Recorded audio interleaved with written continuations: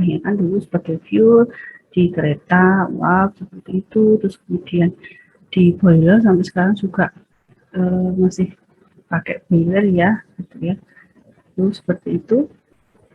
Nah, tetapi lama-kelamaan kita jadi concern ke lingkungan ya, lingkungan. Jadi karena pembakaran batu bara itu kan menghasilkan gas buang ya. Di situ selain dia juga ada esnya ya, jadi residunya ada dua ya, es itu ada bottom es sama ada fly es yang sekarang kita banyak pakai untuk penelitian ya. Kemudian dari situ kita memikirkan concern lingkungan, gimana sih kita supaya bisa tetap pakai batu bara tapi kita tidak mencemari lingkungan seperti itu. Nah, akhirnya ditemukan beberapa teknologi, salah satunya adalah gasifikasi nih ya. Jadi gasifikasi ini kita tetap bisa memakai si batu bara itu sebagai bahan bakar, tapi dia lebih ramah lingkungan gitu ya. Gitu. Nah, gasifikasi batu bara sendiri di sini dikatakan adalah kita mengkonversi ya. Di konversi itu merubah ya, convert ya, merubah dari si batu bara yang semulanya itu adalah solid, dia kita rubah menjadi gas gitu ya.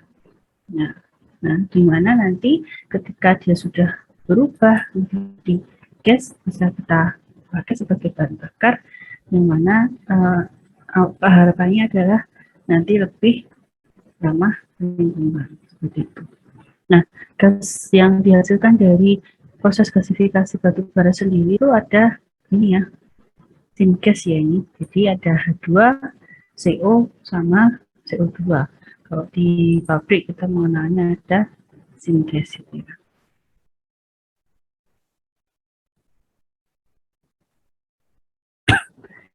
Jadi kalau di pabrik kita kan banyak dengar syngas atau sintesis gas ya. Jadi di sini ada CO, dua sama H2 ya. Nah, syngas sendiri itu kebanyakan campuran dari H2 sama CO yang nanti beberapa itu kita pakai sebagai bahan baku dari bahan dunia, dari produk dunia gitu ya.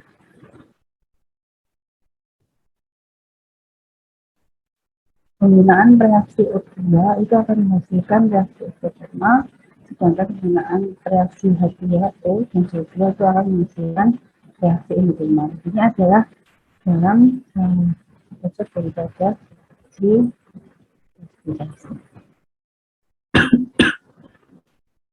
Nah, ini ada gas sendiri ya, hasil dari gasifikasi itu ada tiga kategori. Yang pertama itu punya nilai kalor rendah ya.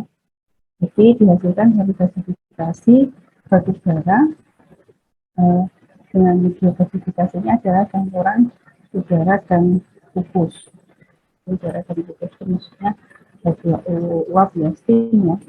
Nah, mempunyai nilai kalornya sekian, 5.400 sampai 6.300 kJ per meter kubik. Kemudian ada yang gasnya itu punya kalor sedang, yaitu 10.000 sampai 16.000 ya. Jadi sampai 16.000 kilojoule per meter metrik. Itu juga klasifikasinya dari campuran udara dan pupus. Dimana udaranya itu nanti hampir tidak mengandung yang namanya N2. Pada komposisinya dari udara sendiri kan adalah O2 21%, N2-nya adalah 79%. Jadi di sini udaranya itu kita murnikan dulu ya, dengan N2-nya, sehingga ketika dipakai untuk gasifikasi itu dia akan menghasilkan gas dengan nilai kalor sekian. Nah, ini biasanya dipakai sebagai bahan dasar dari industri petrokimia ya, di pembuatan pupuk gitu ya. Kemudian bisa dipakai untuk menghasilkan gas yang senilai lebih tinggi. Nah, di sini gas yang bernilai kalori tinggi itu atau gas alam sensitif itu merupakan gas dengan kandungan panas yang tinggi yang berkadar pH 4 atau mempunyai kadar metana ya. Kalorinya adalah ya. Jadi secara umum itu ada 3 ya sehingga yang dihasilkan oleh gasifikasi gitu. Jadi nanti tergantung daripada bahan bakunya ya, kemudian bahan campurannya daripada yang dipakai untuk bereaksi di proses gasifikasi. Ini komposisinya ya. Jadi gasifikasi itu ini ada komposisinya seperti ini. Jadi nanti bunyinya semakin dia ini ya kandungan CO tinggi itu dia itunya meningkat ya di sini. Tapi paling besar itu adalah ketika kita punya kandungan pH 4 yang tinggi ya.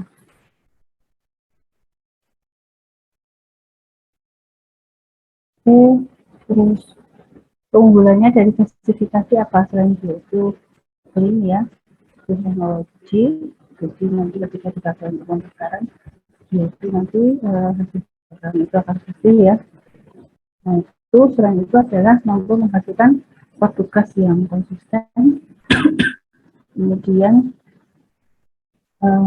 bisa memproses beragam input bahan bakar, mengubah sampah yang kemungkinan menjadi satu yang bernilai tinggi, kemudian mampu mengurangi jumlah sampah padat di sini dari teknologi gasifikasi sendiri ya.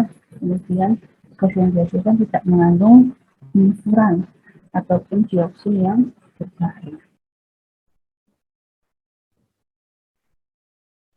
Nah ini mungkin kemarin sudah di beberapa ada yang menerangkan sekilas mengenai reaktor dari gasifikasi. Dia ada 4 tahapannya ya. Ada pengeringan kemarin, hidrolisis, pembakaran, sama produksi. Di sini suhunya berbeda-beda ya. Kalau di drying itu misalnya 100 sampai 200-an ya. Kemudian hidrolisis itu di atas 200, di bawah 500, kemudian di reduksi itu di 800 sampai 1000, kalau combustionnya itu di 1200. Seperti tadi ya, jadi proses gasifikasi itu nanti ada pupus, ada steam, kemudian ada udara yang masuk ke dalam. Kemudian udara dari atas, di sini nanti diproses gasifikasi. Nah ini kita bahas satu persatu daripada tahapannya. Jadi di pengeringan ini kita intinya pengeringan seperti yang saya katakan kemarin ya. Jadi kita mengurangi kandungan air ya. Terutama kalau di sini karena kita memakai suhu 100 sampai 200 itu adalah nanti kandungan air permukaan, kandungan air di kapiler polipornya ya. Gitu. Tapi kalau untuk kandungan air yang terikat pada molekul di udara itu kemungkinan tidak ikut terluapkan ya, karena itu butuh proses cracking dulu gitu ya. Cuma kan kandungan air yang terikat pada udara sendiri itu kan mungkin tidak sedekat di kandungan permukaan itu di pori-pori ya,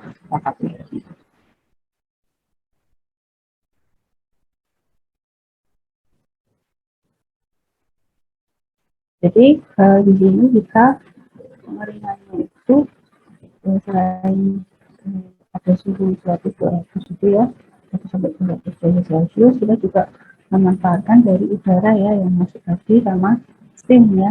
Jadi panas dari udara tadi steam yang masuk, jadi kita pakai untuk membantu di proses pengeringan gitu ya. Nah sebagian asam organik juga akan teruapkan. Jadi kalau misalnya ada asam-asam organik yang menempel di permukaannya batu bara ya, dalam artian di sini bukan terikat ya. Misalnya batu baranya kan dia ada di dalam tanah ya, kemudian ini sebelum diproses verifikasi itu dia ditimbun ya, itu ditimbun sehingga biasanya kan ditimbun dulu itu kan kalau batu bara itu fungsi ruang tertutup ya juga harus ada ventilasi di situ ya. Meskipun di prosesnya sendiri di batu bara sendiri itu kan juga sudah ada proses pengeringan dulu ya sebelum kita menyimpannya ya supaya nanti simpanan bisa lebih bagus ya dari batu baranya kondisinya tidak terlalu basah gitu ya. Nah di sini mungkin akan ada beberapa asam organik yang ada di kandungan di air tanah ya, di dalam tanah yang terikut atau menempel pada paru-paru permukaan batu bara. Nah ketika diproses dengan ini ya nanti akan ikut teruapkan. Nah, tadi kan kita ada bantuan dari steam ya. Nah, jadi proses itu juga bisa terjadi seperti opsi ya gitu sama apa namanya dengan steamnya gitu ya. Kebutuhan panas berat dari reaksi oksidasi yang bersifat eksotermal. Kemudian kandungan asam ini juga kandungan asamnya ini adalah ketika asam-asam organik ini tidak kita buang dari batu bara itu dia akan berpengaruh di korosi ya di dinding reaktornya. Makanya harus ada proses pengeringan gitu ya. Dan satu untuk efisiensi energi, yang kedua adalah untuk menghindari terjadinya korosi pada reaktor. Kemudian ada proses pirolisis ya. Pirolisis batu bara itu merupakan proses dekomposisi termal ya. Karena di situ pada suhu tadi dapat 200 sampai dengan 500 derajat Celcius ya. Jadi di situ terjadi proses cracking. Sama halnya seperti kalian memasukkan bahan misalnya kalian mau bikin bikin absorben gitu ya, kalian tumis dulu bahannya ya. Di situ terjadi proses cracking ya. Komposisi termal daripada batu bara, di mana di sini ya dibikin kondisi udaranya adalah terbatas. Supaya apa? Karena ketika suhunya tinggi sekali ya, kemudian kalau udaranya itu putih, maka bisa terjadi auto ignition ya. Jadi batu baranya tidak tercracking lagi, tapi terbakar. Nah, padahal yang kita inginkan adalah dia terdekomposisi, bukan dibakar gitu. Maka dari itu komposisi udara yang masuk itu harus benar-benar dicermati ya. Jadi harus tidak boleh menemui komposisi di mana nanti bisa menimbulkan api. Ya, jadi kan ada ya, misalnya berapa bagian udara dari bahan bakar itu yang nanti akan bisa menimbulkan api. Jadi tidak semuanya misalnya bahan bakar terus ada udara terus ada mati gitu ya. Nah itu bisa terus punya api. Jadi ada komposisi yang harus dipenuhi gitu. Kalau udaranya terlalu berlebih juga kemungkinan tidak terbakar. Tapi udaranya terlalu kecil juga kemungkinan tidak terbakar. Ada komposisi tertentu supaya bisa terjadi api gitu ya. Matinya di sini adalah panas ya. Suhu di atas 200 derajat Celcius. Pada saat ini terjadi perengkahan termal bahan bakar padat tadi ya, batu bara menjadi CO, CO2, CH4, H2, H2O, tar, dan arang. Gitu ya. Jadi terbentuk gas-gas yaitu CO, CO2, CH4, H2, H2O ya. Untuk bentuk gas itu kemudian ada tar dan juga arang. Gas-gas yang terbentuk pada tahap pirolisis itu akan menjadi reaktan pada tahap oksidasi dan tahap reduksi. Jadi setelah pengeringan pirolisis kemudian akan ada reduksi ya, kemudian ada pembakaran, ada reduksi. Kebutuhan panas untuk tahap pirolisis itu dipenuhi oleh panas dari reaksi reduksi dan juga reaksi oksidasi. Jadi di sini di pirolisis juga akan memanfaatkan panas dari reaksi reduksi maupun reaksi oksidasi. Jadi kita mengefisiensi ya. Jadi panas itu adalah hilang kalau di dalam proses, sehingga kita harus benar-benar efisiensi proses itu diperlukan. Seperti halnya kalian ketika merancang HP ya, kalau misalnya di itu jadi sisi misalnya kan meminta nanti misalnya keluaran misalnya kalian pakai distilasi ya di bagian tubuhnya mungkin suhunya tinggi sekali, terus kemudian ya, alat itu yang butuh heater gitu ya. Nah di situ kita bisa ada pemanfaatan panas, jadi panas dari boiler tadi ya, daripada terbuang ya itu sebagian disalurkan itu untuk distribusi. Jadi kita bisa kalau membuat pabrik ya ataupun alat itu atau sistem ya itu kita berusaha untuk membuat seefisien mungkin ya. Jadi jangan sampai ada panas yang terbuang dalam jumlah besar. Misalnya kalau ada loss sedikit ya nggak masalah, itu memang sudah sewajarnya. Tapi kalau kita terus ini sisa panasnya masih besar sekali gitu ya, masih tinggi, terus kamu buang itu akan sia-sia. Padahal kita untuk menghasilkan panas seperti itu kan kita juga memakai fuel ya, dan bakar dimana dalam bakar tersebut juga kita harus membuangnya. Kemudian laju reaksi pirolisis itu dipengaruhi oleh laju persamaan bahan di dalam zona pirolisis.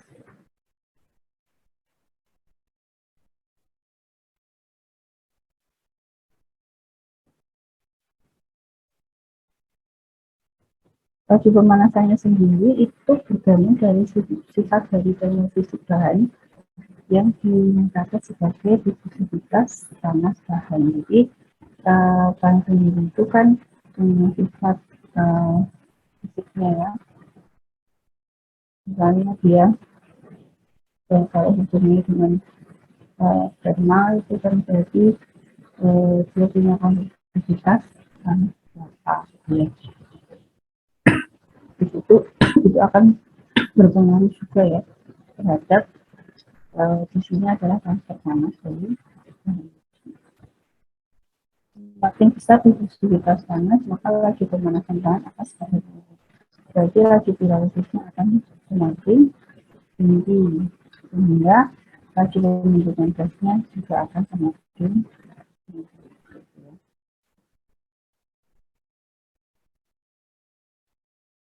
Ini juga dipengaruhi dari tadi ya, kalau kita tidak melakukan pengeringan dulu, kita langsung misalnya bahannya langsung dimasukkan ke hidrolisis, maka otomatis laju pemanasannya akan rendah, ya.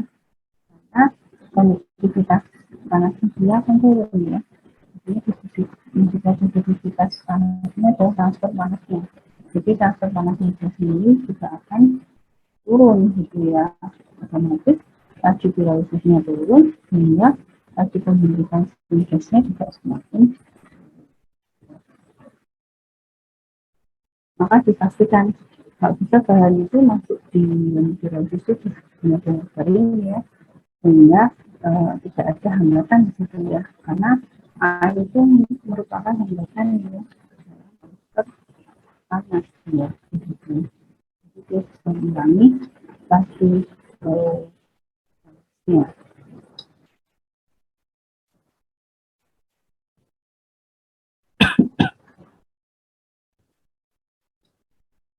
Ini ada beberapa catatan mengenai pirolisis ya.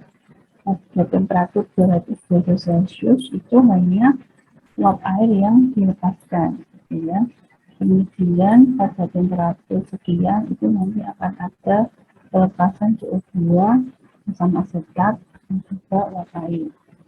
Kemudian pada suhu sekian berarti 100 sampai 500 itu akan terjadi cracking di mana nanti akan mulai terbentuk gas tadi ya, gas tadi ya. H2, H2O, yang 4, H2O, CO2 seperti itu. Nah, ketika suhunya naik di atas 500, 500 sampai 700 itu yang dihasilkan akan lebih sedikit dan akan lebih banyak mengandung hidrogen gitu ya. Karena gas tadi misalnya itu 4 nanti akan terpecah lagi ya dampaknya. Gitu. Dan nanti nanti akan banyak membentuk depo seperti itu dan juga dua. Padahal ketika kita menginginkan sensitif dengan nilai kalori yang tinggi, maka tidak bisa dampaknya itu tinggi ya, seperti tadi ya. Digambarkan ketika dia itu C4-nya tinggi, dia akan seperti natural gas gitu ya, gas alam, sehingga nilai kalorinya akan meningkat. Gitu. Maka dari itu suhu pirolisis itu kan di antara 200 sampai dengan 500. Kalau di atas 500 nanti gas-gas tadi akan teroksidasi ya, sehingga menghasilkan yang banyak itu seperti CO, H2.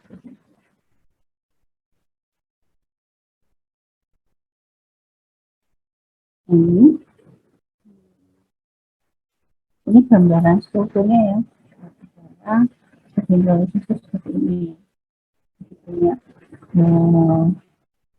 strukturnya ya, lantai struktur bensinnya ya di sini. Kemudian setelah hidrolisis dia akan terpecah-pecah ya.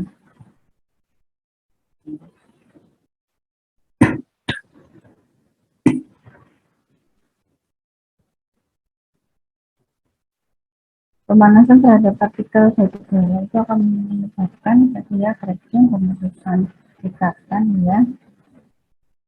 Dimana pemutusannya mulai dari yang paling lemah jadi dengan ikatan yang lebih kuat. Gitu. Biasanya yang rantai-rantai pendek itu terputus dulu ya.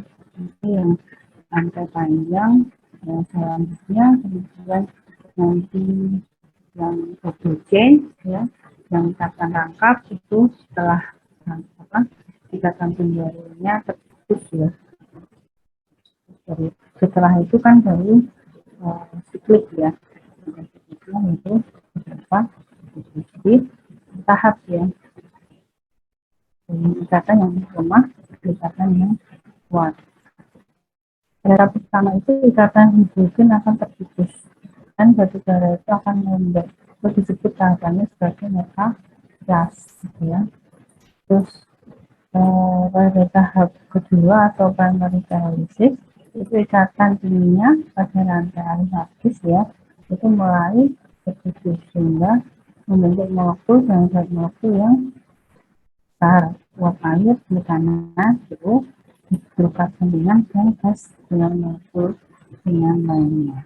Ya, jadi nanti yang rantai alifatis itu di primary pyrolysis itu akan terputus membentuk molekul-molekul dengan zat molekul yang besar, terus akan juga terbentuk uap air, metanan, itu dua, kemudian juga hidrokarbon yang ringan, hampas.